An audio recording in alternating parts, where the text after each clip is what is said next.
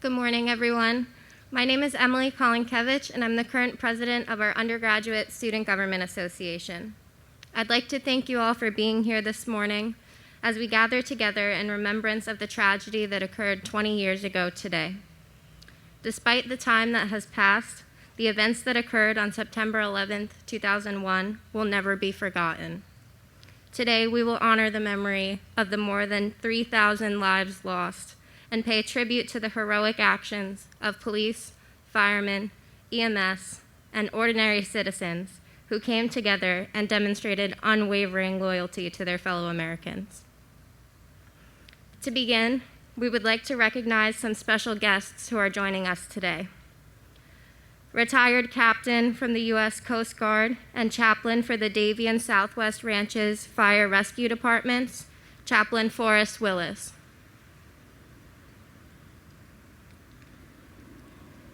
Davie Police Department Chief of Police, Stephen Kinsey. Davie Fire and Rescue Battalion Chief, Heath Meyer. Retired NYPD Detective Michael Theogene. Retired NYPD Lieutenant and current NSU Assistant Professor at Abraham Fischler College of Education and Criminal Justice, Grace Telesco.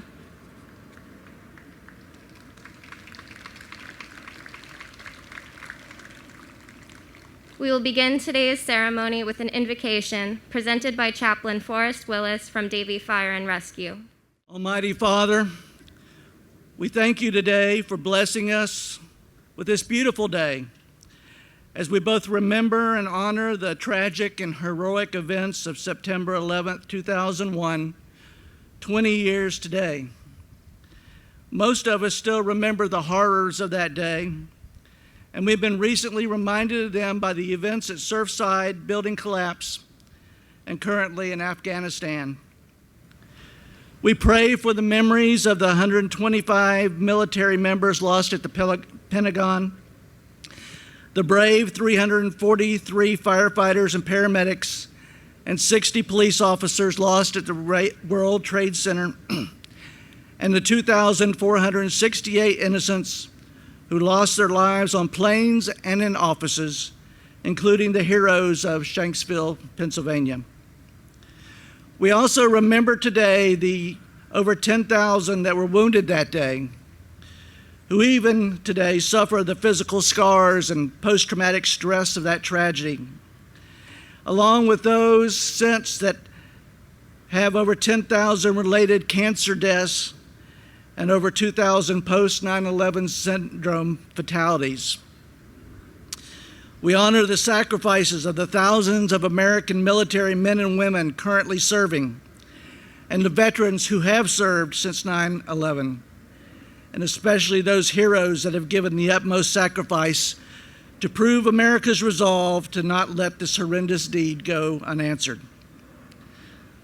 Father, it is only through your grace and your mercy that our great country was able to unite and rise from ashes to sustain its great place in this world.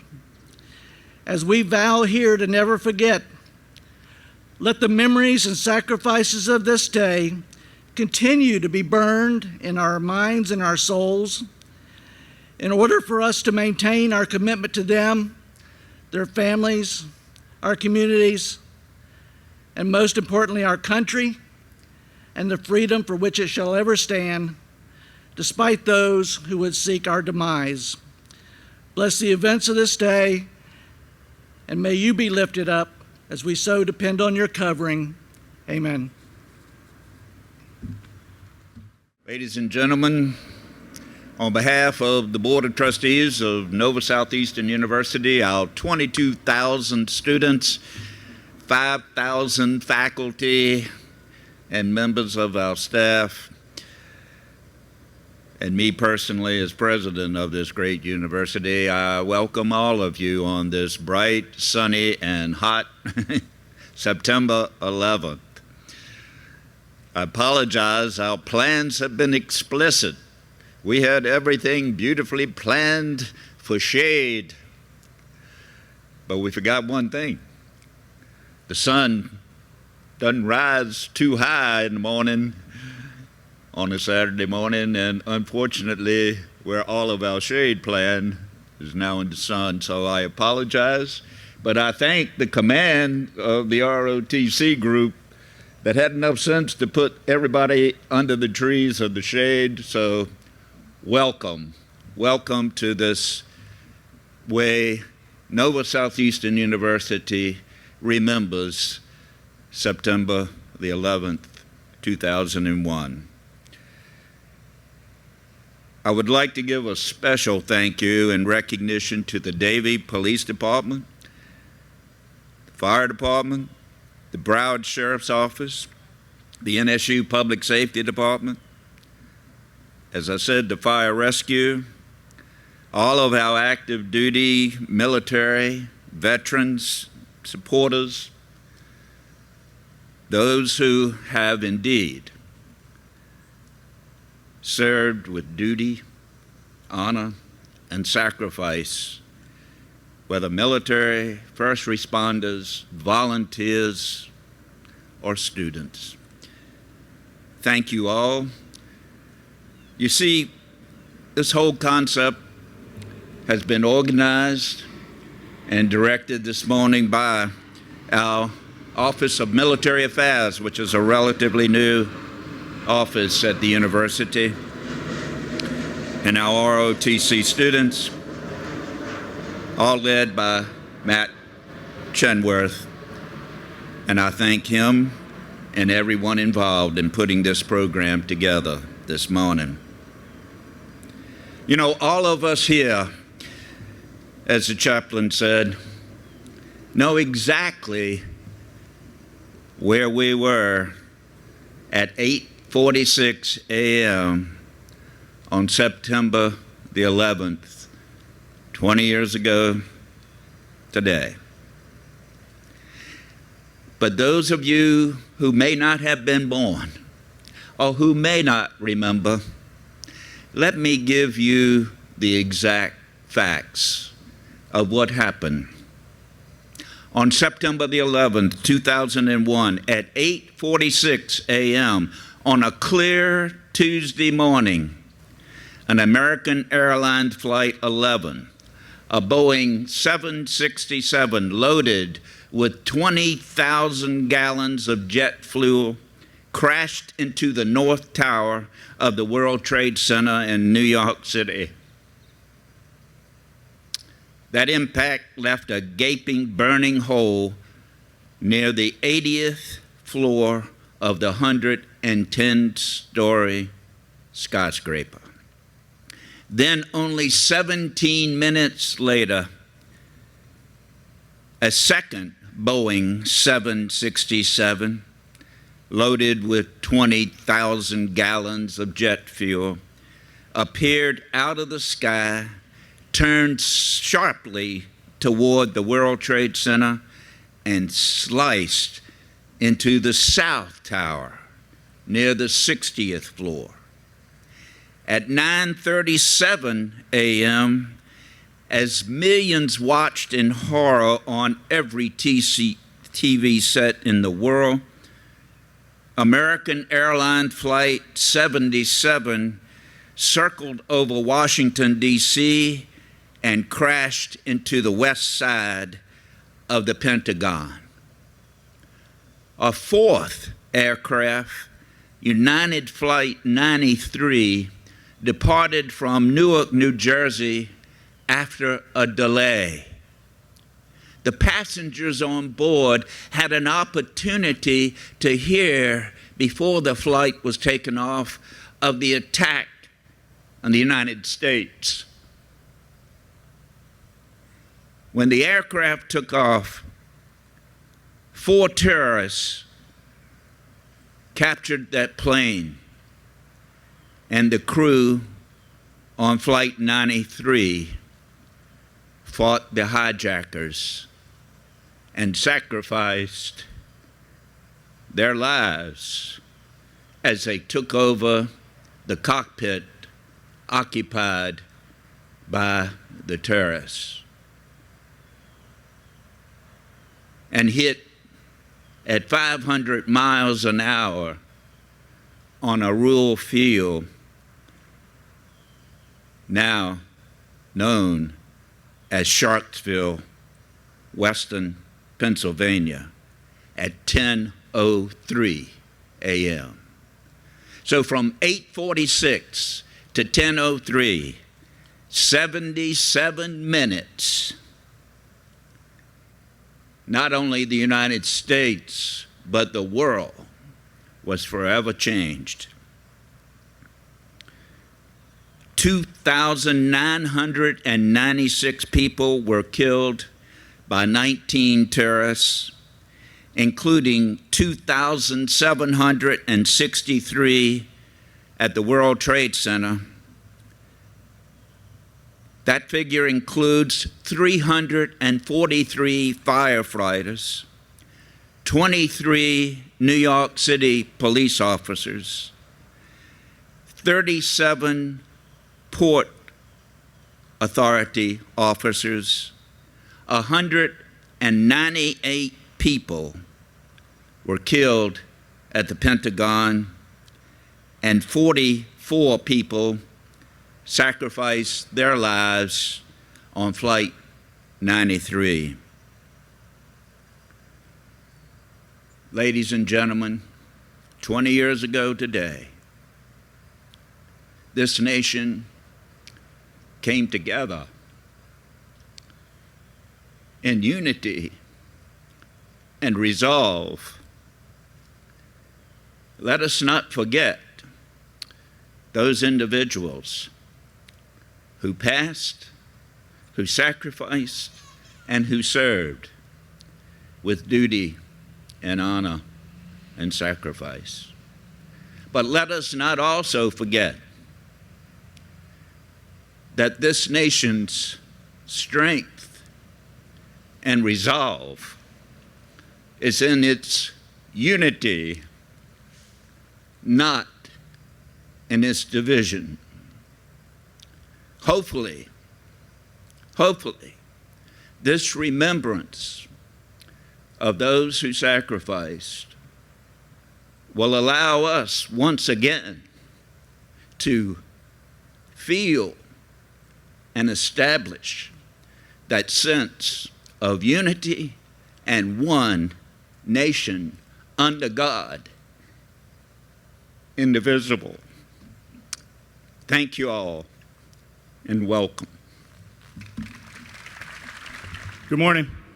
Thank you, Dr. Hanbury, for having me, faculty and staff, distinguished guests, Davie Police and Fire Rescue. It's an honor to be here. 20 years ago, on September 11, 2001, I was a midnight shift sergeant working with the Fort Lauderdale Police Department. At approximately 8:45, I just laid down to try to go to sleep, and minutes later, my phone rang from a fellow officer. The only words he got out were, "Turn on the TV." I watched in horror, as we all did, that day as the North Tower burned. I was also watching TV, as most of us were, 18 minutes later when the second plane crashed into the South Tower. What once seemed impossible became possible. As we watched the tragic events in New York unfold, a third plane crashed into the Pentagon at 9:45. The United States of America was under attack from an enemy we didn't know, in a manner we were unprepared for, with the capability to inflict death and destruction on a monumental scale. The final plane used in the attack, known as Flight 93, was headed towards Washington, D.C. Its intended target was unknown. However, at approximately 10 a.m., the heroic passengers and crew thwarted that attack and forced the plane down in western Pennsylvania. Everyone was killed. However, these heroes no doubt saved countless lives, whatever that intended target in Washington, D.C. may have been. Instantly, September 11, 2001 became a day none of us would ever forget. We will never forget. But the United States of America is not defined by what happened on September 11th. We're not defined by being the victims of a gutless, cowardly act. America is defined by what happened after 9/11. America is defined by what began on September 12th. Immediately following that fateful day, America came together. We were one with a common enemy, terrorism. People started helping others, whether they knew them or not. There was an American flag on every car and house. We had a common goal: to heal, to rebuild, and to defeat the terrorists who chose to attack our homeland. That night, as President George W. Bush addressed the country from the Oval Office, he stated, "Terrorist attacks can shake the foundation of our biggest buildings, but they cannot touch the foundation of America." And Colin Powell stated, "You can be sure that the American spirit will prevail over this tragedy." We have honored our military heroes dating back to the beginning of the Revolutionary War in 1775, and we'll continue to honor them throughout our history, just as we are today. To the families of those who have served, and for the loved ones who suffered the ultimate sacrifice, I say thank you. To those who have served and returned home with physical or emotional injuries, I say thank you. To those who have served and moved on from military life, I say thank you. And for those who continue to serve, many are here today, I say thank you. As we watched those horrific events unfold before our eyes, we saw the true character of a nation. We watched first responders, military personnel, and even civilians risk everything to try to help those trapped in the towers, often to their own demise. They were heroic, they were courageous, and they were selfless. They were fearless. And to all the first responders, I say thank you. Many lives were saved that day due to the actions of those heroes. However, many lives were also lost. 2,977 to be exact, and that includes 343 firefighters and paramedics and 60 police officers. President Truman once said, "America was not built on fear. America was built on courage, on imagination, and on an unbeatable determination to do the job at hand." Those words ring true today, just as they did many years ago. September 11th, 2001 turned ordinary people, whether they're wearing a uniform or not, into courageous, extraordinary heroes. We owe them the utmost gratitude and respect. Today we honor them. In closing, I want to say thank you for allowing me to speak with you today on this anniversary. I'm humbled and I'm honored. And rest assured, there is one thing that will never change as the years go on. We will never forget. Thank you. Good morning, ladies and gentlemen. Thanks, everybody, for having us here as Davie Fire Rescue. I wanted to share some memories I had from 9/11. So I worked next door. One of the guys came in after Tower 1 got hit on the north side. He was like, "What's going on out there?" I was already working. On that day, I happened to go in a little early. I usually came out of the Trade Center about 8:50 to go to work. So anyway, I was on the floor. About 9 o'clock, I called my wife just to let her know everything's okay, I'm okay. My eldest son was 8 months old at the time. So I called her up. As I was talking to her, told her what was going on. We had TVs all around us on the floor. I was talking to her, and all of a sudden I could hear the loud volume of the acceleration going into Tower 2. As I was talking to my wife, she's watching on TV and tells me the second tower just blew up. I said, "No, a plane just hit it." At that point, we knew what was going on. We were under attack. It's really weird, though. The financial district here in the United States of America didn't stop. They halted trading. The New York Stock Exchange, which was a couple blocks away, delayed their opening. It wasn't until 9/37, when the Pentagon got hit, that the New York Stock Exchange decided to close down for the day, and all other stock exchanges followed. At about 9:40, I spoke to my wife for the last time. I called her up, gave her a heads up. We were closed. I was going to be leaving in a few minutes. One of the guys I work with, a good friend of mine I grew up with, he was on the floor. Another guy called me. They threw him out of the subway. They shut down the subways. So I told him I'd meet him. So left the exchange after my friend John called his mother. Said, "Mom, we're leaving. Heath and I are leaving. We're heading out." His words from up in the mezzanine, which is about 40 feet up, "Heath, come upstairs. My mom wants to talk to you." I refused. After about 2 minutes, he came down. He said, "My mom doesn't think I should leave." I said, "John, we have to go. We don't have time." They actually locked the front doors of the exchange. So he stayed. I walked out the back door. The quickest way to go meet Maury Berger, who had to go to the hospital that day after his injuries, was to the right, towards the towers. I looked up. I could see the people jumping. I couldn't go that way.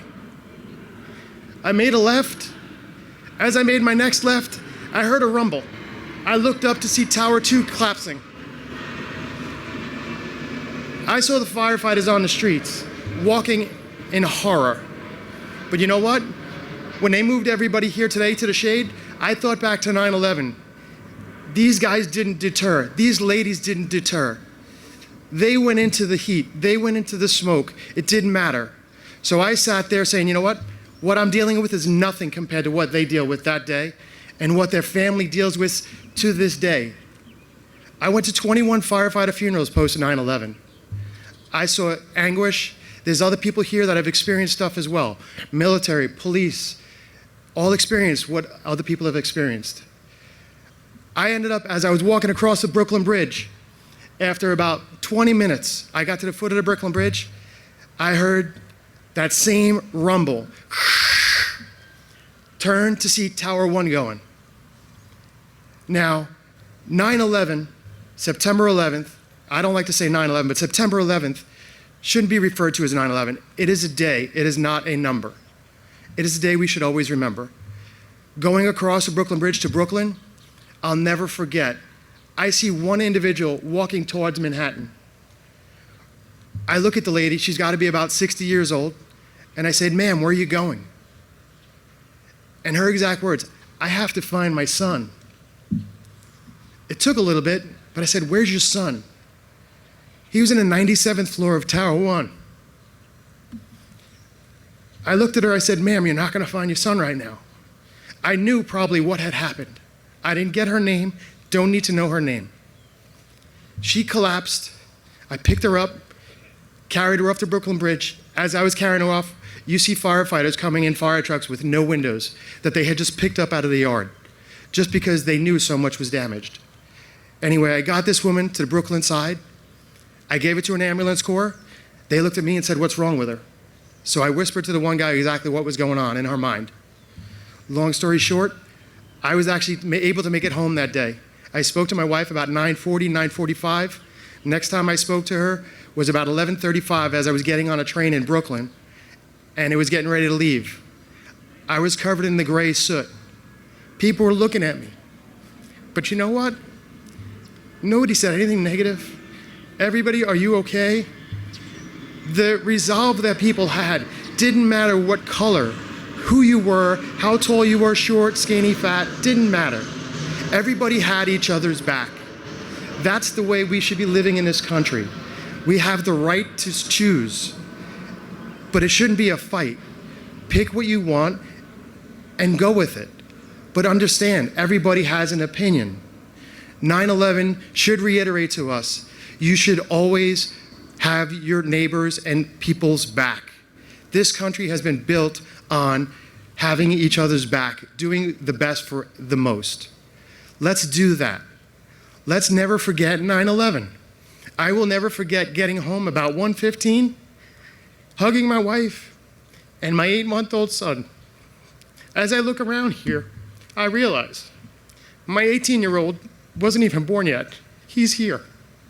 Thank God I made a decision to just go left and not right. I would have been pretty much underneath Tower 2 when it came down.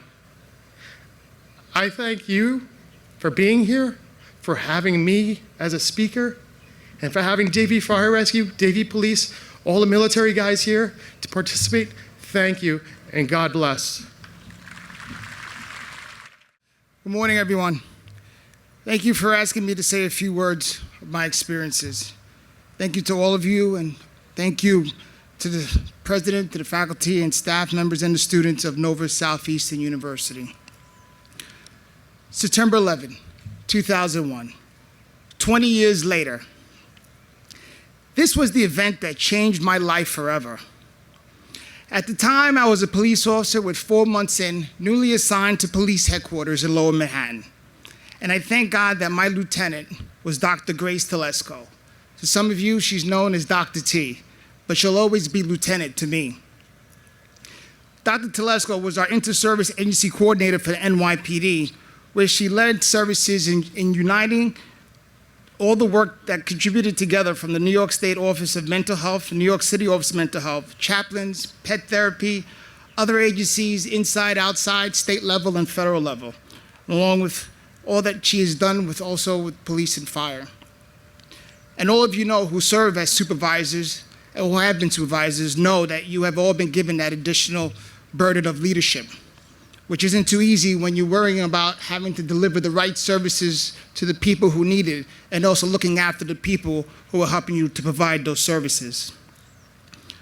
So, with Lieutenant Telesco, with her guidance, and my willingness and desire to serve with new eyes of peace and love, I am who I am today. Yes, it was not easy. We were all severely traumatized as witnesses of what happened before our very eyes. The buildings crumbling right in front of us. The crowds running everywhere in shock and confusion. Like a tornado, the cloud of dust enveloped all of us. We all looked like ghosts. There was no guarantee we would survive. We were told to help however in which way we could. We were forced to put aside our own trauma and focus on the many who were frozen in great fear and needed us to support and give direction and hope. This was not easy, and I can say it was only by the grace of God that got me through it. This continued for months. For the initial day, and the next day going to the morgue and being directly right in the middle of Ground Zero again, and later on at the Family Assistance Center, and working with all the families, and later on being part of what we called the Boat People, where Dr. T led us as officers who accompanied all these other providers with the families of the victims of September 11th on 3 boat rides a day from the Family Assistance Center, 6 days a week, down the Hudson to Lower Manhattan to Ground Zero. As more structured support developed, and programs and counseling for the families of the victims and our officers, we were able to continue in our role with the loving support of one another, the recovery work of keeping well our bodies, minds, and spirits, so we could become whole again and continue to serve those in need. I learned as each day passed that I too was in need of professional direction towards my wholeness, and it was not a weakness to be afraid to ask for help. Over these last 20 years, the stigma remains. However, I have grown to the place where I am able to use it as a positive tool to minister to and serve others, making our piece of the world a better place as a loving and giving community. And as was echoed earlier, let us not forget, but to always remember. Thank you. Good morning, Dr. Hamberry. Good morning, my dean, Dr. Durham. All the distinguished guests. Thank you, Michael. Michael is a brother from another mother. He's my true brother. I love you very much. Officer Eugene Fasano, thank you. Port Authority Police Department, there when the attack happened. Thank you to the 9/11 Planning Committee for the hard work that went into honoring a time that was the most painful day of my life and the lives of so many. And I can't tell you how deeply moved and honored I am to have been given this opportunity to share my experience as a first responder. As we've all heard, the events of September 11th will be forever etched in our minds and in the minds of anyone old enough to remember that day. Many of my freshman undergrads, just recently in my intro to CJ class, they reminded me that they weren't even born yet. And all that does is make me feel very old. But I think it's important that we remember. So let me remind us a little bit of the historical data. And we've heard already, but it's okay. It can't be said enough because we want to remember. We want to remember that nearly 3,000 people lost their lives that day. A 2-year-old girl on Flight 175 died with her parents on their way to Disneyland. An 85-year-old man on Flight 11 died alongside his wife on their way to their son's wedding. 8 children died, including 3 11-year-olds on Flight 77 who were taking a field trip. 3 college students died on Flight 93. All of these victims, they lived in New York and Washington, D.C., and in 27 other states. Cantor Fitzgerald lost 658 employees, which was 2/3 of its New York City workforce. The United States Army, on that day, lost 75 men and women. More than 400 first responders, including 60 law enforcement officers and 2 FBI agents, were killed. Nearly 3,000 children lost a parent that day.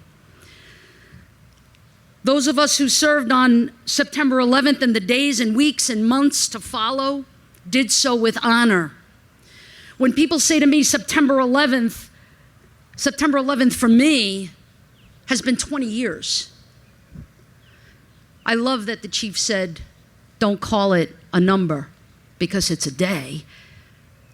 It's a day that lives on in my mind, in my psyche, in my spirit. And so does this live on in the families of the victims who lost their lives. I just got off the phone before the ceremony started with one of the family members, one of the fathers, Bob McIlvaine. Bobby, 20 years old, lost his life working at Merrill Lynch. And I just got off the phone with him. Every year I try to call Mr. McIlvaine. These are real people. These are people who we know. Whether we were from the NYPD family or Port Authority, Fire Department, Emergency Medical Services, the FBI, governmental or non-governmental agencies, our lives will never be the same. I won't even say it would never be the same. I'm going to say it will never be the same. The families and friends of all the victims who perished on that tragic day are the ones who live with the loss of a loved one, and in some cases are still unable to welcome home the precious remains of their family. In the days, weeks, and months following September 11th, I worked directly with the families, as Michael said, along with hundreds of NYPD community affairs officers that were placed in my charge. Our mission was to bring families to Ground Zero, as Michael said, by ferry. We did that 3 times a day. But that was only one part of our job. Prior to that, we worked at the Armory, interfacing with thousands of families who were asking the same question, Chief, the same question that you mentioned. I want to go find my baby brother. We worked tirelessly, 14-hour tours. In the beginning, 7 days a week, alongside federal, state, local volunteers from the Red Cross. And we served as compassionate witnesses for these families. When my team of brave officers were not stationed at Ground Zero, they served at the Family Assistance Center, helping families navigate their worst nightmare. They did so with extraordinary bravery, with amazing compassion and selfless service. Yeah, I'm talking about cops. I'm talking about police. We shared a moment in time that was powerful, that was life-changing, that was precious, that was sacred. And yes, it's already been said, that extraordinarily blue sky, not quite like this. It has humidity in it, this sky. But in New York, and Eugene is laughing, but in New York, it was a September crystal clear day, right, Chief? And I was there when the first plane hit the first tower coming out of the Battery Tunnel in my unmarked police lieutenant car. I was there with my spouse, my beloved. And thank you, Chief, for saying again, if I had made the wrong turn, a left or a right, you know what? I wouldn't have been here then today. That's for sure. I think that God had a plan. I often wonder, why didn't I perish when so many that I know did. Again, not my plan, higher power plan. I witnessed what seemed like confetti, like this glass breaking from the impact of the plane, and I remember thinking, it's too clear for a pilot to have like misjudged and fly into this tower. I knew in that moment, in my gut, everything that I knew told me this was a terror attack. And it was surreal. It was like a science fiction horror film. You know, we're bombarded right now with CNN and Fox News and all the other news channels that are showing the images. I can't watch it. I just can't. And it's not because I don't want to remember. It's because I have those images in my mind every day, especially at night. To some of us, it felt like the end of the world. And after the towers fell, I was flying down 7th Avenue. And I remember being like concerned. All I could fixate on was, I've got to get to the mobilization point, because I wasn't on duty yet. I was in my unmarked car, but I wasn't on duty yet. So I flew down 7th Avenue and I see a cop and I pull over and I roll down my window and I said, Lieutenant Telesco, just do me a favor, go on Citywide, the Citywide band, and tell me where the mobilization point is for headquarters, because that's where I was assigned. And he said, Lieutenant, take my radio. Now, for those of us in law enforcement, we know you don't give anybody your radio. It's like $1,500 radio. And we're also talking about a lot of discipline, right? That's going to happen if you lose your radio. So I said, no, officer, I'm just asking you to just tell me where the mobilization point is. And he said, Lou, that's what we call him in New York. I know down here it's LT or something different, but in New York it's Lou. He said, Lou, take my radio. I don't need it. It's the end of the world. Now, looking back 20 years and having a PhD in social work, I realized that I should have probably pulled over and said, listen, kid, get in the car. It's going to be all right. Don't worry. It's okay. But I didn't. I took the radio. There's too much to do when it's the end of the world. The emotional and physical and spiritual sacrifices that were made by so many at the local, state, and federal level and its aftermath are vast, including the forgotten, like the cadaver dogs and the therapy dogs, who did so much. And if it were not for organizations like the Good Dog Foundation that handles therapy dogs, they responded, they were with us, and many others as well, but Good Dog, kind of is on my mind. I'm a dog person. Right, Dean? We're dog people.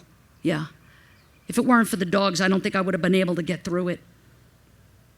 There was a constant refrain that I heard myself saying to the thousands of families that were talking to me. And I would spend about 20 minutes with each family member. And I would tell them, you are not alone. We're going to get through this together. So now look, today is the day that we remember and honor the brave men and women who served selflessly. Today is a day that we remember the families. Today is the day that we remember the thousands of lives that were lost on our soil. Today is the day we honor the work and never forget, and all those veterans who gave their lives since 9/11. I'll quote scripture for a minute. Chaplain, I hope it's all right. Greater love has no one than this, that he lay down his life for his friends. So whether it was assisting families, providing DNA samples, whether it was helping families check hospital and deceased lists, providing crowd control, escorting families by ferry, or sifting through debris at Staten Island's landfill to try to find remains, all gave some, and some gave all. So for those of us in the NYPD, Port Authority, Fire Department, Red Cross, therapy dog organizations, disaster mortuary services, or the FBI. Look, responding to major critical incidents, it's part of our job. That's what we do as first responders. We rush in to the danger, not run away from it.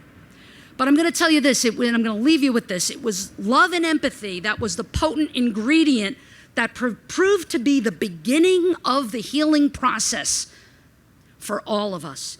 It wasn't part of our obligation. It was an extraordinary gift that we offered unconditionally as first responders. We opened our hearts, we opened our minds to the families and to each other, and our hearts broke wide open. We've been emotionally and spiritually impacted, but let us never forget the importance of the work and the sacrifices that were made. Some people call it post-traumatic stress. I'll take one. Some call it post-traumatic growth. It's about making meaning of these events that help to heal us.